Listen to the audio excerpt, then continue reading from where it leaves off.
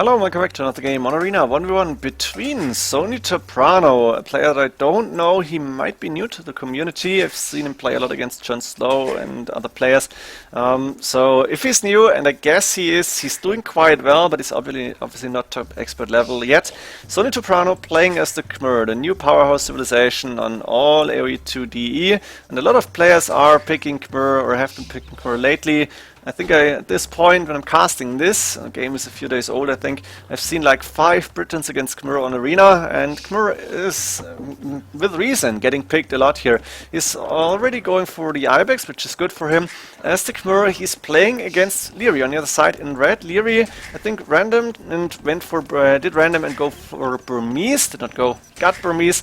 And Burmese, the iron buy are now a little bit cheaper, but I want to focus on Liereyy in this game as he is going for an aggressive game here, and he makes it look so easy, that aggression, and I'm really surprised how easy it can be. The skill difference must be big when something like this is working. I didn't see all of this game, I hope I'm not overselling it, but I remember that Liereyy was pushing quite hard, so let's see what Liereyy is doing. Go for the maps first, and I think I'm going to the other side once more. I want to see what SonyToprano is dealing with. Main gold on the side, but not too far forward at least. Second gold safe in the back, third gold safe in the back. The map actually quite awesome. Main stone forward, second stone forward outside. That might be a factor when you're getting rushed. You want to get some castle up sooner or later, so usually without stone it can be difficult. But all the resources are inside his base except for the second stone. So actually the map quite good. The Ibex were inside as well. One really close to space on the left hand side. Then there is extra resources here, gold and stone, and the other relics look like you're closer to Liereyy. One on the left hand side, one here more or less in the middle, one on the right hand side, another gold and stone here. And the last one close to Lierey's third gold on the left hand side outside. I'm pretending like Liereyy standing here watching his enemy, then there's left for me. It's the top side here obviously. Main gold forward, third gold inside, but second gold inside, but also forward. Main stone forward, I think only the second stone safe in the back here. So Lierey's map actually not good, but it's a map where, yeah, when you see that everything is forward, inside but forward, you usually want to go aggressive here, and that's exactly what Lierey's doing. For now, no big surprises. Forward just on wood, now 3 more coming up. Took the Ibex, they're outside, inside, not sure, but I guess they were inside. He was able to lure them in before like 8 minutes. Taking a lot of food here as well. 4 villages on the berries, 4+4 villages now on wood, 2 farms up. And there's another 7 villagers below 8, 7 or 8 villagers, 8 villagers below TC taking the Ibex, actually 10 in total. 26 population, SonyToprano already going up to Imperial Age, to Feudal Age, and Liereyy going for 27 plus 2 population, now 2 villagers in gold. Pretty standard build order, queuing 2 villagers immediately, and this is what everybody should do playing on DE, because you can. Liereyy now sending more villagers to food actually. He might be expecting to be a little bit low on food, which is interesting. He should, with 3 Ibex, he should have had enough food. But okay, we have a barracks coming up for him as well, and he's obviously scouting the map. Should be able to see, yeah, you can see all the relics obviously. Should be able to see the outside resources from SonyToprano. Yes, you can see the stone, but that's it. And SonyToprano is on the way to Castle Age. He went with Khmer, so he doesn't need any Dark Age build, Feudal Age buildings to go to Castle Age. And Liereyy is up to Feudal Age now. Market Blacksmith coming up. The barracks is up already, so he's not going for a stable here, which could have been the case, or maybe even archer range, but he probably wants the stable just against scouts, apparently so. Is he queuing up Castle Age? No, you can't queue it up before the market is finished, so he's got a little bit of idle time in the TC, but nothing that really matters here.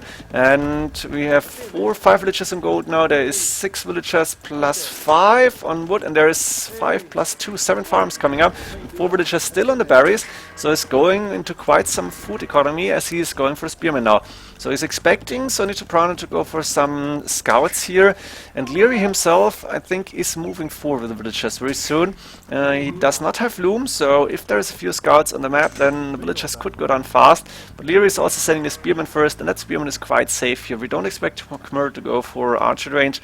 Would be quite unlikely. Scouts is an option, and For now, Liereyy hasn't seen any scouts nearby, still waiting for the cast stage upgrade to come in, and he's sending 2 villagers now, taking them from gold. He's got 6 villagers on gold still, 8 farms plus 1 on the berries, 6 plus 5 still on wood, and 2 villagers are moving forward, building a monastery and a siege workshop.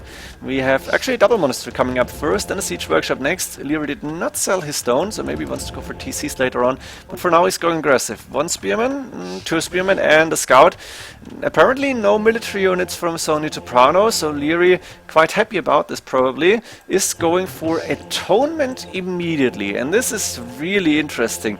We all know that Burmese have very strong monks, because cheap monk tanks. He's going for the first monk here, and I think his scout, looks like Liereyy won the scout fight here, I didn't even see that. He's going for the first relic apparently, with a mangonel on the way. And that relic is quite far. Can see the monk here. Interesting. Can Liereyy pick up the monk? He probably will send a scout now. He can see 2 monks. This could be interesting. Now, atonement done. That means he can... Was that it? Did he try to convert the monks and SonyToprano deleted both? It's possible. Looks like Liereyy was actually going for the first conversion, and SonyToprano did panic a little bit. So he did delete the monks and did suicide them, and therefore doesn't have any defensive military units now, I guess at least. 2 mangonels hitting the wall already, the scout still alive on 5 HP, but I think the monks could heal it up.